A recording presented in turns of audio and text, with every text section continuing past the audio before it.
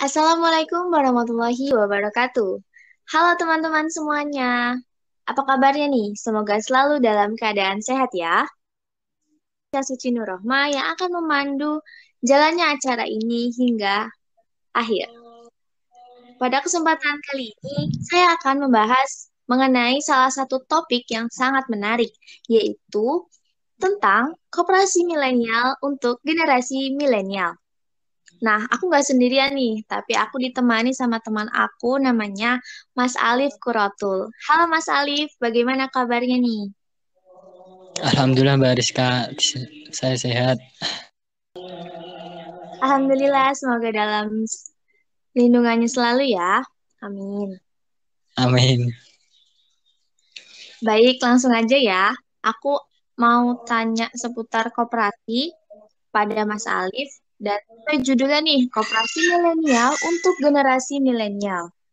Nah, kita tahu bahwa koperasi sebagai soko guru nasional yang terus ditantang untuk bergerak dinamis seiring dengan perkembangan zaman. Generasi milenial sendiri, yakni mereka yang lahir setelah era baby boomer dari tahun 1980-an sampai awal 2000-an. Ciri khas generasi ini adalah berpikiran terbuka, cenderung individualis, dan melek teknologi, sehingga sekalipun mereka individualis, mereka akan terhubung satu sama lain melalui media sosial. Para generasi milenial senang berbagi apa saja melalui media sosial. Contohnya, berita, gaya hidup, mood, kuliner, tempat wisata baru, dan aneka pengalaman yang menurut mereka layak dibagikan kepada dunia. Selain itu, minat para milenial untuk berkarir sebagai pekerja kantoran lebih minim dibanding generasi sebelumnya. Mereka lebih senang bekerja sebagai freelancer atau memiliki sebuah usaha sendiri. Nah, yang aku mau tanya ini, Mas Alif, gimana sih ngajak para generasi milenial ini untuk berperan aktif dalam koperasi? Dan langkah awalnya itu kayak gimana sih, Mas Alif? Jadi gini Mbak, langkah awal yang harus ditempuh oleh gerakan koperasi untuk mengajak generasi milenial ini adalah menghapus stigma negatif tentang koperasi. Selama ini kan banyak masyarakat, khususnya para generasi milenial yang menganggap koperasi sebagai lembaga simpan pinjam yang dikelola secara konvensional, yang rentan terhadap penyalahgunaan, tidak canggih dan jadul. Padahal, jika di koperasi pun dapat menjadi institusi yang modern dan bergerak dinamis mengikuti perkembangan zaman yang ada. Gitu, Mbak. Baik, iya, baik. Keren sekali ya, Mas Alif. Nah, ajakannya ini dan tawaran Mas Alif ini bagus dan sangat menarik banget. Tapi nih, Mas Alif, ada nggak sih masalah atau tantangan dalam koperasi saat ini atau koperasi milenial nih? Sehingga masih banyak nih koperasi yang berguguran seiring dengan berkembangnya zaman. Oh, masalah-masalah di koperasi juga banyak, Mbak. Iya, banyak ya. Misalnya, Apa aja tuh, Mas? misalnya nih, Mbak, sosialisasi yang masih kurang dan masih menggunakan pendekatan secara tradisional serta promosi belum banyak menggunakan platform yang lebih modern. Kemudian masih banyak koperasi yang belum memanfaatkan teknologi informasi sehingga pencatatan keuangan sampai pelaporan-laporan yang masih dilakukan secara manual. Apalagi kepemimpinan dan tata kelola organisasi belum berjalan dengan baik, sehingga koperasi masih dikelola secara manual dan tradisional. Kemudian peran pengurus, pengawas, dan elemen yang ada masih tumpang tindih, sehingga rentan konflik kepentingan dan penyalahgunaan. Apalagi jika pengurusnya tidak memiliki integritas yang tinggi, dan para anggota koperasi juga kurang memahami fungsi mengawasi terhadap jalannya koperasi. Akibatnya, seperti yang sudah pernah terjadi, beberapa koperasi akhirnya tutup dan sampai ada yang terkena kasus hukum. Gitu. Ya. Titik dari semua masalah ini tuh biasanya apa ya, Mas? Kayak pusat-pusat dari masalah-masalah yang timbul tuh apa gitu, Mas? Kalau boleh tahu.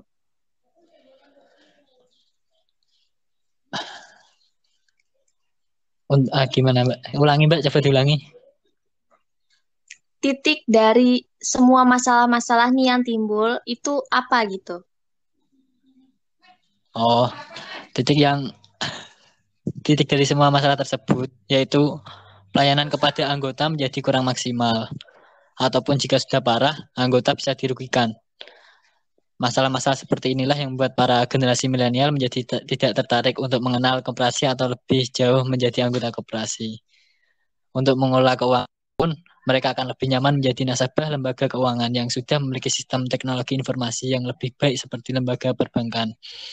Apalagi selain pelayanan keuangan internal, lembaga keuangan masa kini pada umumnya sudah terintegrasi dengan fintech. Oke. Ya, menarik sekali nih pembahasannya.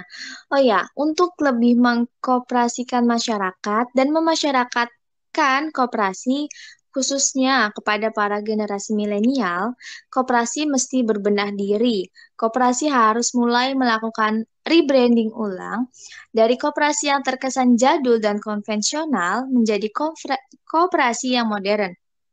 Adapun cara yang harus dilakukan koperasi untuk mengubah gambaran koperasi menjadi lebih kekinian, namun tetap pada koridor nilai-nilai kooperatif.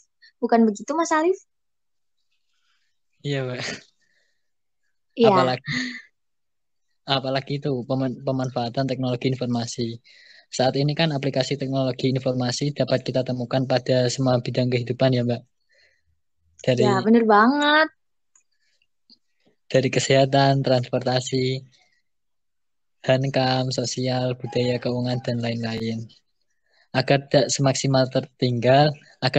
tertinggal, koperasi mau tidak mau juga harus bergerak dan mencemplungkan diri dalam pengembangan teknologi informasi tersebut. Bukan saja sebatas sistem transaksi dan pelaporan, tapi semua pada integrasi IT dengan produk dan layanan agar dapat diakses oleh anggota secara real time. Ya, bener banget nih, Mas Alif. Lalu biaya investasi infrastruktur IT ini kan tergolong mahal, tapi semua perubahan ke arah yang lebih baik juga memiliki harga kan ya Mas ya. Lagi pula, jika dimanfaatkan dengan baik, biaya ini akan sepadan dengan benefit untuk pengembangan koperasi sendiri, baik secara langsung seperti kemudahan transaksi anggota maupun secara tidak langsung seperti meningkatnya loyalitas anggota dan penguatan branding koperasi itu sendiri. Ya, Selanjutnya nih Mas Ali, cara jitu apa sih untuk memupuk loyalitas anggota koperasi nih? cara jitu untuk memupuk loyalitas anggota sendiri dari pertama pendidikan dan yang kedua itu pelatihan yang berkelanjutan. Bukan saja ditujukan kepada pengurus, pengawas, namun juga kepada anggota. Jika pendidikan dan pelatihan kepada pengurus, pengawas berguna untuk mengasah kepemimpinan dan meningkatkan kompetensi pengelolaan koperasi, pendidikan dan pelatihan kepada anggota bertujuan untuk memperdayakan anggota, meningkatkan wawasan dan keterampilan serta memupuk loyalitas anggota. Lebih baik lagi jika koperasi dapat menyiapkan pendidikan dan pelatihan yang sesuai untuk setiap segmen anggotanya. Pendidikan dan pelatihan yang menyasar milenial, misalnya pelatihan finansial literasi, pelatihan wirausaha praktis, pelatihan pemasaran lewat sosial media, dan lain-lain. Bukan begitu, Mbak? Baik, menarik sekali bukan teman-teman apa yang dijelaskan Mas Alif ini. Oke, Mas Alif, aku masih ada pertanyaan nih, last but not least, yang ingin aku tanyain sama Mas Alif. Gimana sih penguatan dalam berorganisasi dalam koperasi itu sendiri? Yang pertama, pengurus koperasi harus memiliki kebijakan yang memungkinkan koperasi untuk terus berbenah diri menghadapi tantangan dari masa ke masa, baik sebagai usaha maupun organisasi. Yang kedua, kaderisasi dan peningkatan kompetensi pengurus, pengawas harus dilakukan secara berkelanjutan melalui diklat, workshop, dan kegiatan yang lain yang relevan. Selain meningkatkan keterampilan, kegiatan-kegiatan seperti ini juga berguna untuk penanaman nilai-nilai koperasi, sehingga para penggerak koperasi semakin menghayati tugas dan tanggung jawabnya. Monitoring dan evaluasi juga harus dilakukan secara rutin untuk memastikan program kerja berjalan sebagai mestinya dan meminimalkan resiko usaha maupun organisasi.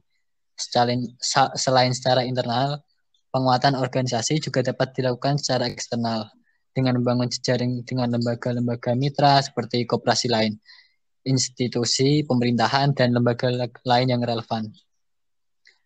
Itu, Mbak. Baik. Jadi, dengan pembenahan tata kelola dan mengikuti perkembangan zaman dalam mengembangkan koperasi, para generasi milenial akan semakin tertarik untuk mengenal lebih jauh dan bergabung menjadi anggota koperasi. Saat ini, proporsi para generasi milenial mencapai sepertiga dari jumlah seluruh penduduk Indonesia. Ini adalah potensi demografi besar yang sayang apabila dilewatkan begitu saja oleh gerakan koperasi. Bukan begitu, Mas Alif? Iya, Mbak. Benar sekali. Iya. Baik, terima kasih atas waktunya Mas Alif. Kita udah berbincang-bincang nih yang cukup lama dan nggak terasa waktu berbincang kita sudah habis. Nah, sebelum itu, terima kasih banyak kepada Mas Alif yang sudah mau hadir di acara ini. Iya, Mbak. Saya juga sebelumnya ingin berterima kasih karena sudah di Mbak Rizka. Terima kasih informasinya dan saya pamit undur diri. Sampai jumpa di lain waktu. Wassalamualaikum warahmatullahi wabarakatuh.